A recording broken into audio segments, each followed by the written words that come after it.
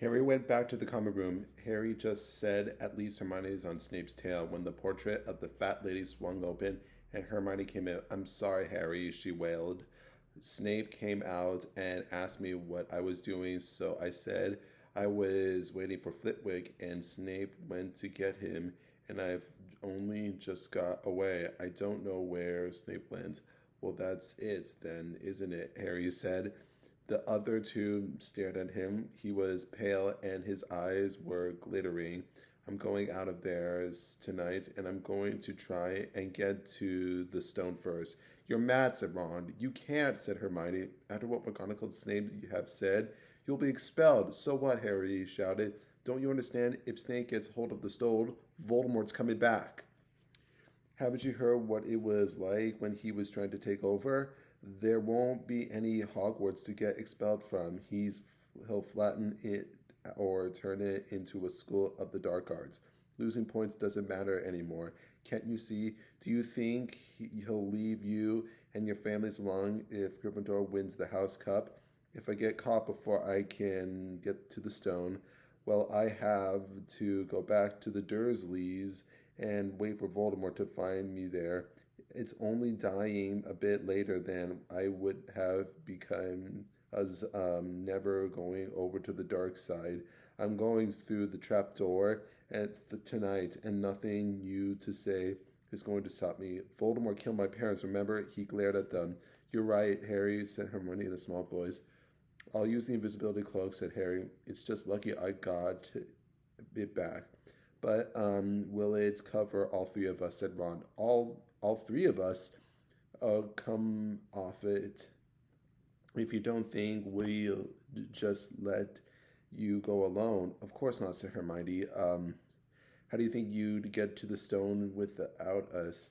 "I'd be better go and look through my books. There might be something useful, but if we get caught, you two will be expelled too." "Not if I can help it," said Hermione grimly. "Philip told me in a secret that I got 112% on his exam. They're not following me through throwing me out after that." After dinner, the three of them sat nervously apart in the common room. Nobody bothered them. None of the Gryffindors had anything to say. Harry or anymore. After all, this was the first night he hadn't been upset by it. Hermione was skimming through all her notes, hoping to come across one of the enchantments they were about to try to break. Harry didn't talk much. Both of them were thinking about what they were about to do. Slowly, the room emptied as people drifted off to bed. "Better get the cloak," Ron muttered as Lee Jordan finally left. Stretching and yawning, Harry ran upstairs to their dark dormitories. He pulled out the cloak, and then his eyes fell onto the flute Hagrid had been given him for Christmas. He pocketed it to use on Fluffy. He didn't feel much like sinking. He ran back down to the common room. "We better put the cloak on here and make sure it all covers three of us. If Filch spots us, one of our feet wandering along on its own." "What are you doing?" said a voice from the corner of the room. Neville appeared from behind an armchair, clutching Trevor the Toad, who looked as though he'd be making another bid for freedom. "Nothing, Neville," said Harry, putting the cloak. Harry stared at their guilty faces. "Go, you shouldn't be here." "Neither should you." You're going out again," he said. "You're sneaking out again, aren't you?" No, no, no," said Hermione. "No, we're not. Why don't you go to bed, Neville?" Harry looked at that grandfather clock by the door. They couldn't afford to waste any more time. Snape might even now be playing Fluffy to sleep. "You can't get out," said Neville. "You'll be caught again." "No, Neville, listen. No! I won't let you. You'll get Gryffindor into trouble again. Gryffindor will be even more trouble." "You don't understand," said Harry. "This is important." But Neville was clearly stealing to do depressive. "I won't let you do it." he said, hurrying to stand in front of the portrait. I'll fight you. Neville, Ron exploded. Get away from the hole. Don't be an idiot. Don't call me an idiot, said Neville. I don't think you should be breaking any more rules. And you were the one who told me to stand up to the people. Um, yes, but not to us. Ron said in expansion. Neville, you don't know what you're doing. He took a step forward, and Neville dropped Trevor to the toad. He leapt out. Go on, then try and hit me, said Neville, raising his papers. I'm ready. Harry turned to Hermione. Do something, he said desperately. Hermione stepped forward. Neville, she said, I'm really, really sorry about this. She raised her wand. Pertiferous totalis, she cried, pointing it at Neville. Neville's arms snapped to his sides. His legs sprang together, in his whole body rigid. He swayed where he stood and then fell flat on his face, stiff as a board. Hermione ran to him over. Neville's jaws were jammed together. So he couldn't speak. Only his eyes were moving, looking at them in horror. What have you done to him? Harry whispered. It's the fully body blind, said Hermione. Oh, Neville, I'm so sorry. We had to, Neville. No time to explain, Harry. You'll understood her later. Neville said as they stepped over him and pulled onto the invisibility cloak. But leaving Neville lying motionless on the floor didn't feel like a very good omen in their nervous state, and every statue's shadow looked like Filch. Every distant breath of wind sounded like Peeves swooping down on them. At the foot of their first set of stairs, they spotted Mrs. Norris skulking near the top. Oh, let's kick her just this once. Ron whispered in Harry's ear, but Harry shook his head as they climbed carefully around her. Mrs. Norris turned her lamp-like eyes on them, but didn't do anything. They didn't meet anyone else until they reached the staircase up to the third floor. Peeves was bobbing halfway up, loosening the carpet so that Care would trip. Who's there? He said suddenly as they climbed up toward him. He narrowed his wicked black eyes. No, you're there, even if I can't see you. A ghoul or ghosty or we or student beastie. He rose up in the air and floated the squinting and at them. Should call Filch. I should, if something's creeping around unseen. Harry had a sudden idea. Peeves, he said in a hoarse whisper, the Bloody Baron has his own reasons for being invisible. Peeves almost fell out of the air in shock. He caught himself in time and hovered about a foot off the stairs. So sorry, your bloodliness, Mr. Baron, said Sir. He said, my mistake, I didn't see you. Of course I didn't. You're invisible. Forgive old Peevesy his little joke, sir. I have business here. Peeves croaked Harry. Stay away from this place tonight. I will, sir, said. I most certainly will, said Peeves, rising up in the air again. Hope your business goes well, Baron. I'll not bother you. And he scooted off. Brilliant, Harry, Ron whispered. A few seconds later, they were there, outside the third floor corridor, and the door was already ajar. Well, there you are, Harry said quietly.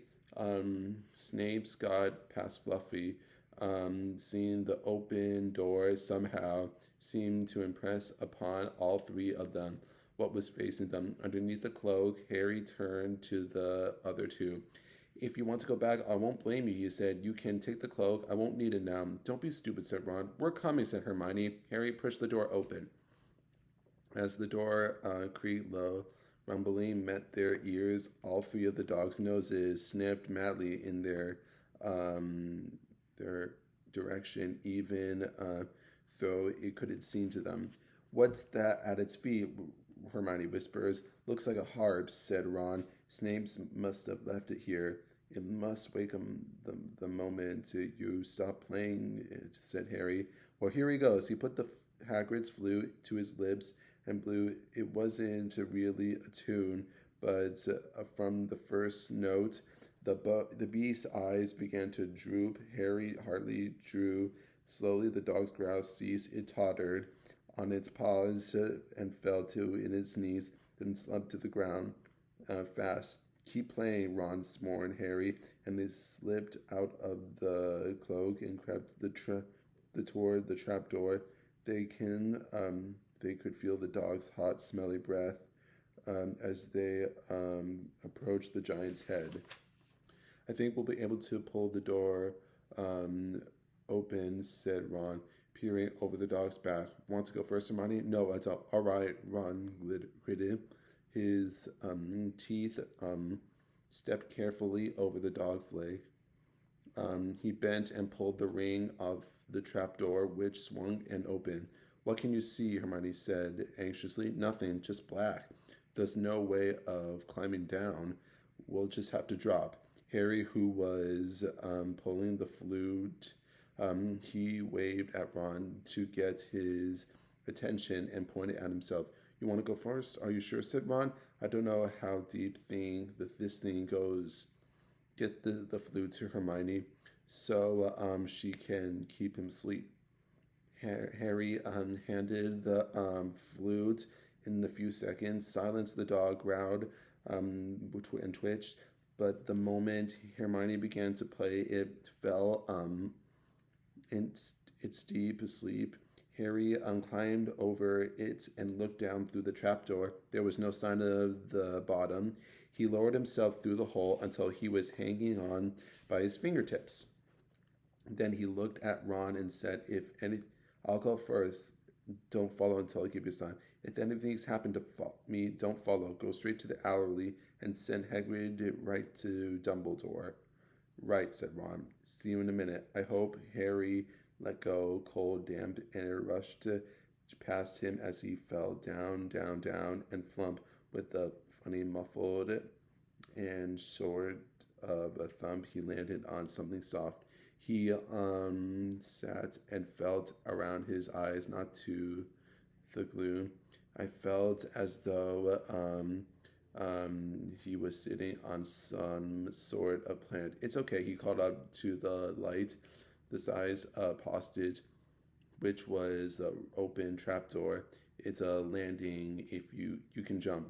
Ron followed right away. He landed spot right next to Harry. What's with the stuff? Where his words? Don't know. Some sort of plant thing. I suppose it's here to break the fall. Come on, Hermione. The distant music stopped.